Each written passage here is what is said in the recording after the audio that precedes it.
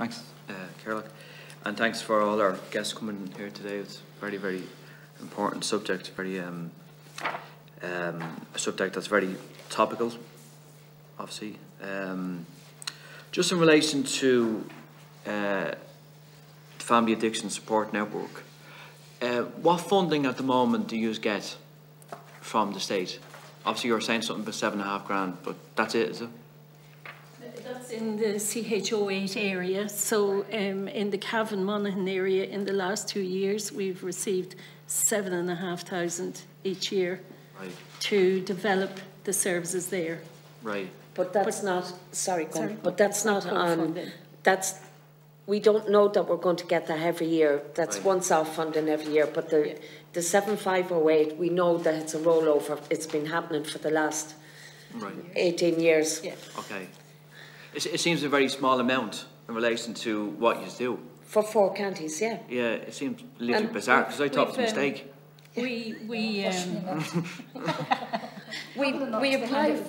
We apply for bits of funding to do things of work, programs of work. What we really need is the core sustainability of the project, the coordination of the project to anchor it into the ground, okay? Now, we don't want to do away with volunteering because that's integral to the development of the person and everything. What we do want is the sustainability within the community, because if the volunteers that's there at the moment, if anything happens to them, it's solely run by volunteers. Yeah. Up until this year, we have, because of a big fundraising drive, because we weren't successful in our tender with the HSE this year, and to stabilise the project until we decided what we were going to do, we decided to use the fundraising monies to employ a coordinator until the end of this year. Right. So how many people would present themselves in any given year in relation to addiction? Well, I suppose a data collection, which is ever so important, and in 2020 we actually got somebody, Quality Matters, to come in to do a feasibility report to show the value for money for our project. And so the data that we had collected over the 2019 is 250 people came through our doors. So if you consider 250 people who can then change or influence up to 6 more people in the family, multiply that by 6. But 250 people, do you want to... At the moment, the stats for this month, I just got them when it was coming away. So, or for this from January until May, the groups that run, because we have 5 peer support groups that are co-facilitated by 2 trained facilitators. So for those groups, 87 groups have run. The attendances were 632 people there. At the counselling, we have 9 and 2 starting on Monday. We've the 5-step model, 15 people have so far been doing that. We have 5-step practitioners, we have 6, 3 awaiting accreditation, 3 already trained and accredited. We have 1 trainer that can train them up, and we have 1 waiting to do the training. We have 2 new facilitators waiting to take on facilitation skills, the monthly support and supervision. One of the things that we do is run a health and wellbeing workshop for families, so it's a residential for a weekend, and that has a massive effect on the families. Right. But say how many people come in? The Family Addiction Support Network only deal with families, right? So they don't deal with any person that has the problem. Yeah. So this is all family members. And just to say to you on one other thing, and I probably shouldn't be doing this, but I know Jackie and Gwen a long time. They're sisters, and it's their passion around the impact on family that drives this. It wouldn't survive. The work that they've done and the thousands of people that they've helped is off the Richter scale, and it's the passion that drives it. So it's the funding is, needs to come now. It really does. The work is already, you know, it already has been evaluated, the work is getting done, it's phenomenal. So I just wanted to say that because, you know, 7,500 is like pittance, it's wrong. It's That's actually for 4 wrong. counties, it's not for 1 county, it's for 4 counties. It's extraordinary value for money, I have to say, and I know, but also I think the whole of, like, we're talking about health, we're talking about serious health issues which have a huge impact on families and communities, huge positive outcomes for families and individuals when they get the right help at the right time. But we do need to have, you know, that sustainable funding. We're doing better than we used to. Not, perhaps it hasn't reached. But like, for example, John, you know, how, like our energy bills, how much are they going up this year? 35%. And like, that's a trend right across all lines in terms of budgets. So we hope that's reflected in the service level agreement. It just, Sorry, just for another thing that we provide then is the education part for our families. This has been massive for us, really brilliant. And even though Francis is sitting there, it's not personal or anything. It is the knock-on effect for family members coming in for us to have access to this 10-week programme. And they learn all about boundaries, about addiction itself, about themselves, and how to change the dynamic, the drug dynamic within the home. How to change that about that the person with the addiction takes the consequences and the responsibility for their own choices that they make. But the families still maintain a relationship with the person in addiction, but they take care of themselves. They come back to the focus in it. And just when you were talking earlier, something struck me very much so that the chaos that a person in addiction can cause, it's like the same with all the agencies and everything around. It's still all focused on the person with the addiction, and it doesn't seem to be on the recovery or the resiliency or the interagency work and all that kind of stuff that's going. That's just what struck me. I'm familiar with a kind of very similar organisation in Clondalkin, and they've been going for a considerable amount of time.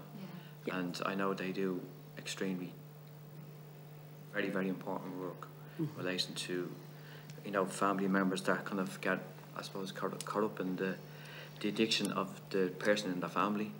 So the chaos. Actually, the chaos as we as family members causes much chaos, if not more, for the person in addiction, because what we do is try to hold them, mind them, fix them. And at times try to control them. It just seems extraordinary the amount, like the funding they are getting in relation to the prevalence and the evolution of drugs, because, you know, drugs have evolved geographically as well. And you've seen it just recently about the report about cocaine use in Ireland. For sure. You know, cocaine had a kind of, I suppose, a particular, I suppose, demographic. And now that is all completely changed.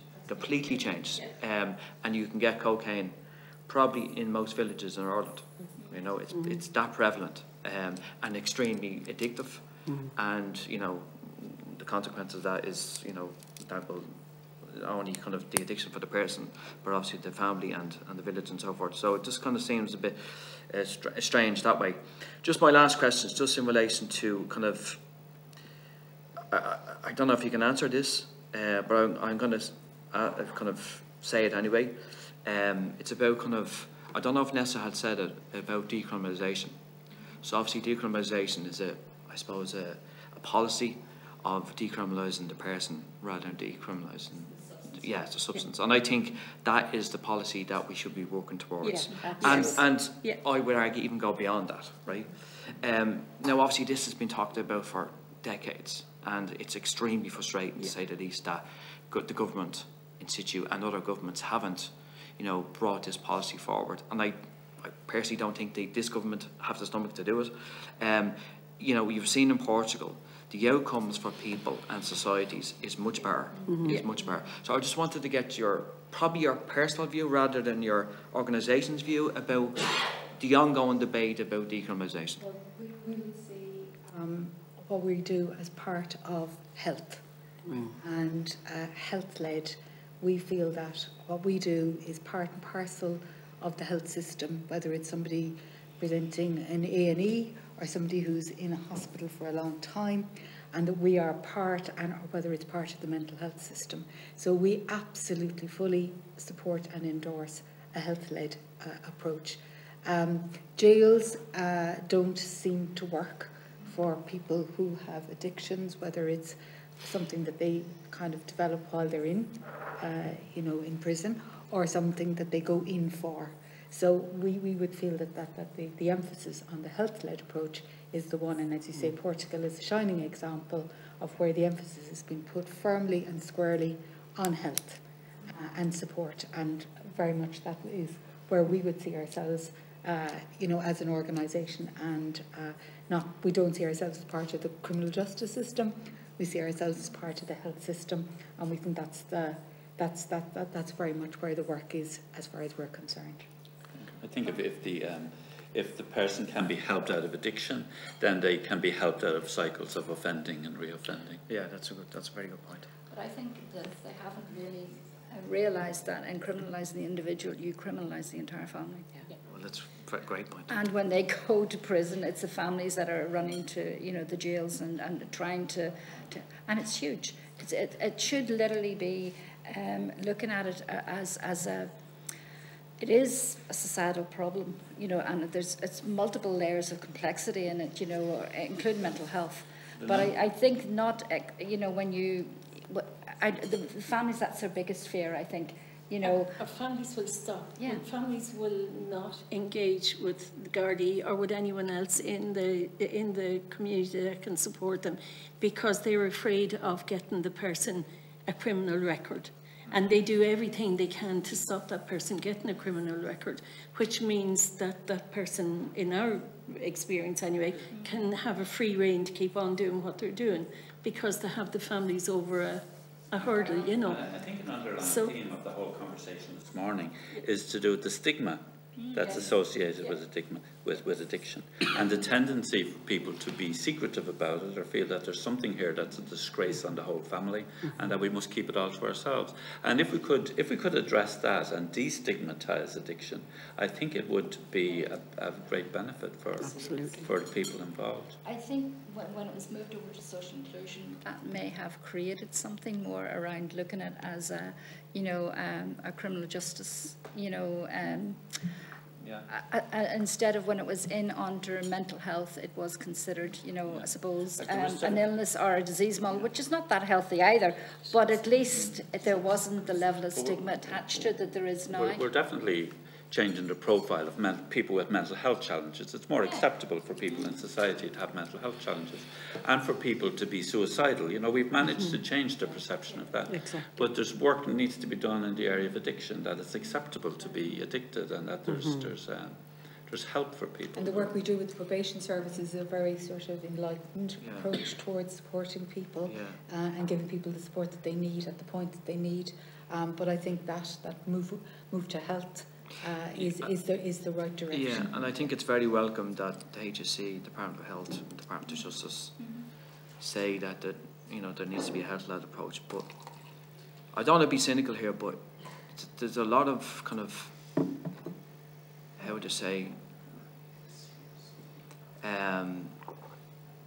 lip service to all this. I'll be honest with you. When you really, really scratch the surface, I mean, it's just people being criminalised for personal drug use. It's not only a waste of time, but it's actually criminal in itself. Bringing people through a court system, it's like if somebody has a problem with alcohol, why would you want to criminalise them? I just do not get it why governments, and they've been doing this for the last 25 years, keep criminalising people, because it's a perpetual cycle, and it doesn't work. Or it does not work, right? So, I mean, obviously this debate is probably going to be outside this remit, but we need to kind of go beyond. There has been a national survey or a national debate on this back 3 or 4 years ago, because we took part in it with family members. We had a focus group that took part in it, and it was without a shadow of a doubt in agreement for decriminalisation, because even that report that's out recently shows that the most people that use drugs is 15 to 24 years. On that is the time that we all do stupid things, is during our teenage years. So that can affect a person's employment and a person's travel and affect all of their areas of life. So why would we do that? No, and if that survey has been done, or that debate has been done on a national level, there's outcomes and there's data there from that. So why can't we bring that back out and work on it? So why aren't the actions really?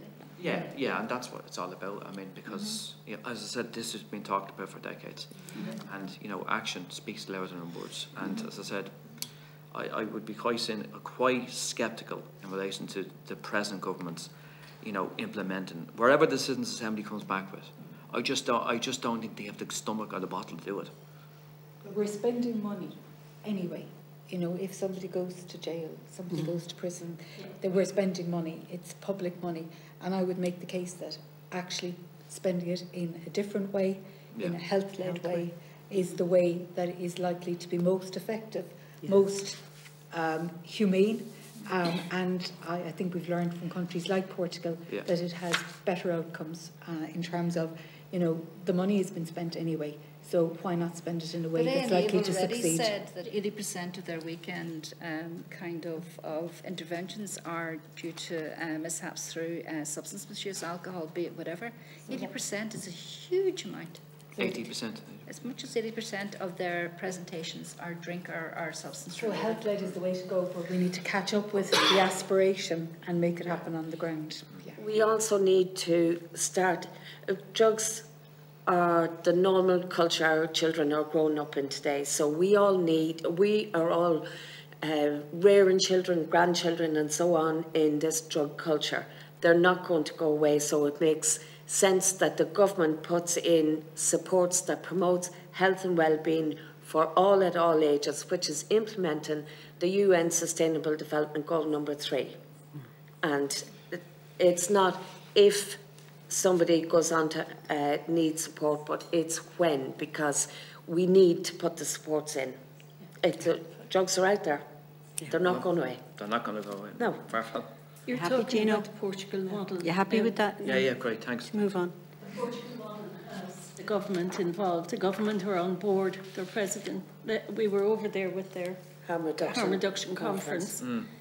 And everybody, the lawyers, solicitors, all of the agencies, they're all on board. They're all going towards the one goal, which is to help the person in addiction. Yeah. Ireland is not. It's this, that, there. If we could look at addiction as a mental health issue rather than, you know, a criminal issue, that, I think that would solve the problem. Yeah.